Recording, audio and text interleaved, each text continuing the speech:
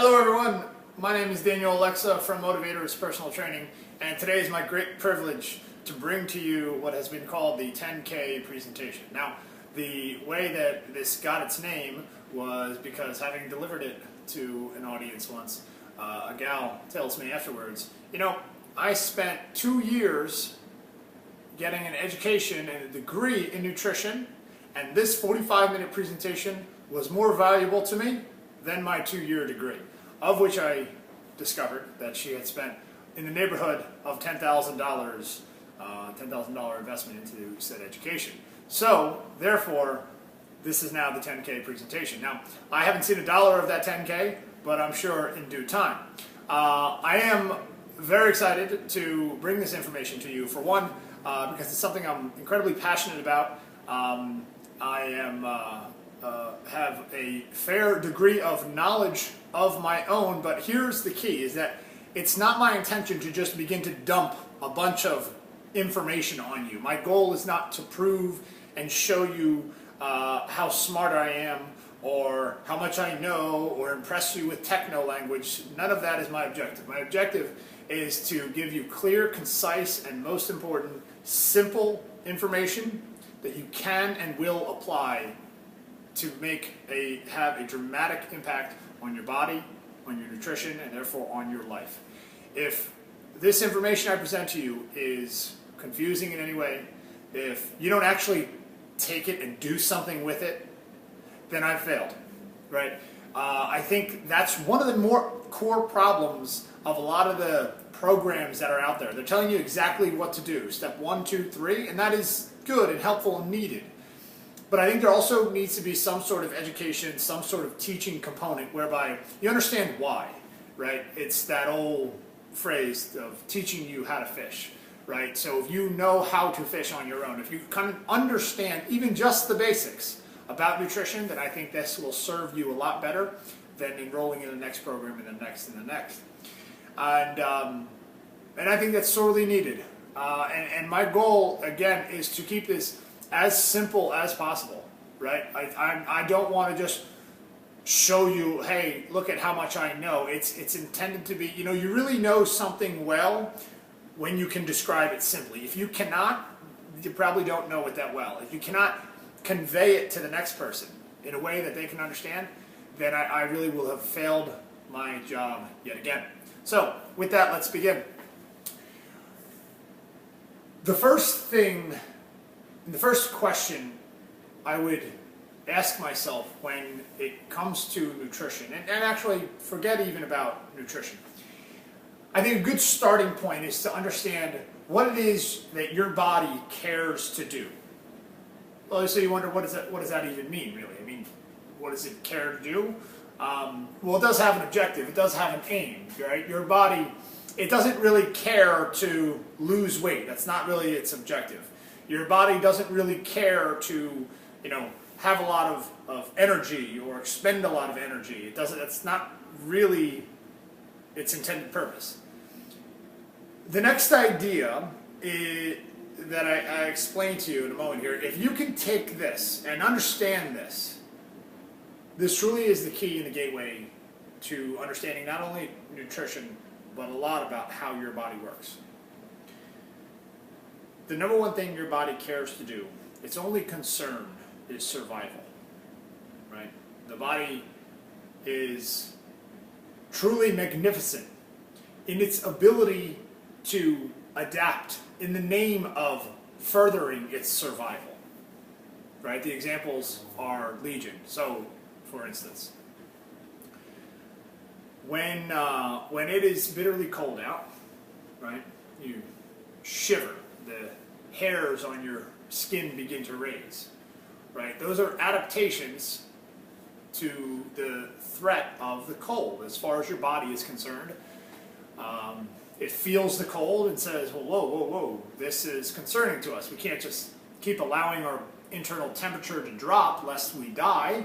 We'll have to adapt. Let's kind of shake as such. Let's raise our hairs, both helping to increase and capture heat, keep you warmer, right? Adapting to the threat of survival that is the cold. The converse is also true. When it's very warm and very hot outside, you sweat. You release heat, right? The body's not just not going to let you overheat and die yet again, right? Again, that's its core concern, is surviving. So it releases heat. That's a physical adaptation to the stress. How about in exercise? You know, the first time that you go and you lift weights, you're terribly sore, right? The arms, right? You're kind of locked up. You know, it hurts to laugh. Your legs, forget about it. You can't even sit down. You've stressed your body. You've stressed your muscular system.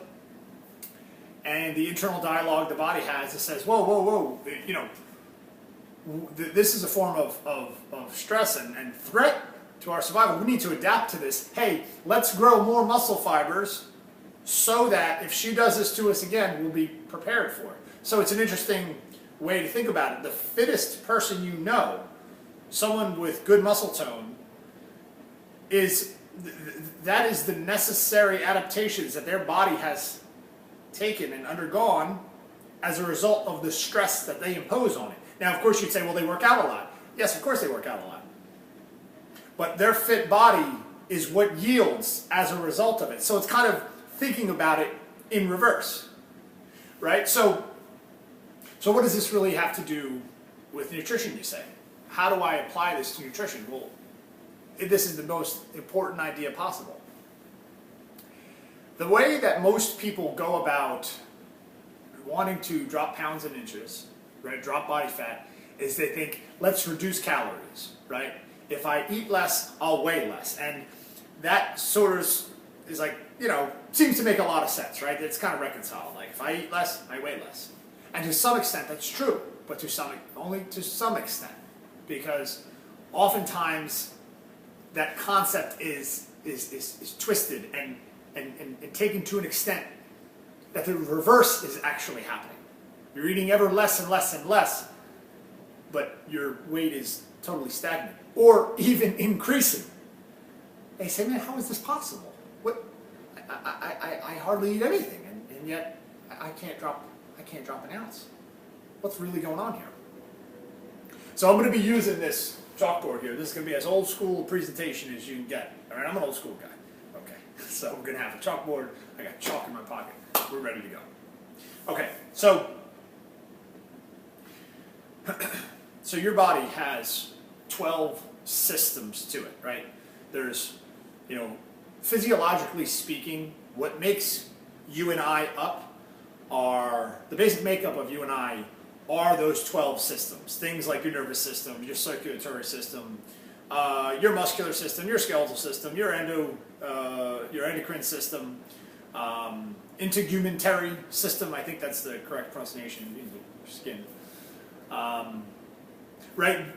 That's the basic systems that make you up. These systems, they require energy in the form of food, right? So to keep them, to keep you alive and well, all of those systems need energy in the form of food. So you ask yourself, well, how much energy do they need?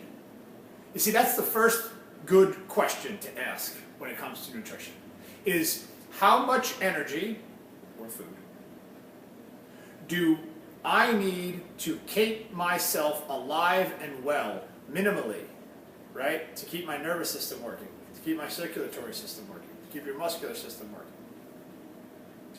The phrase for that is basal metabolic rate.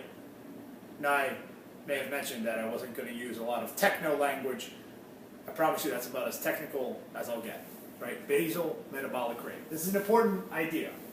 Not to be confused with body mass index, right? Oftentimes an explanation of this, someone will say, oh yeah, that's, you know, I know my body mass index, but it's not the same thing, right? Body mass index is an indication of it's really kind of a loose metric for your body mass, just merely taking into account your height and your weight.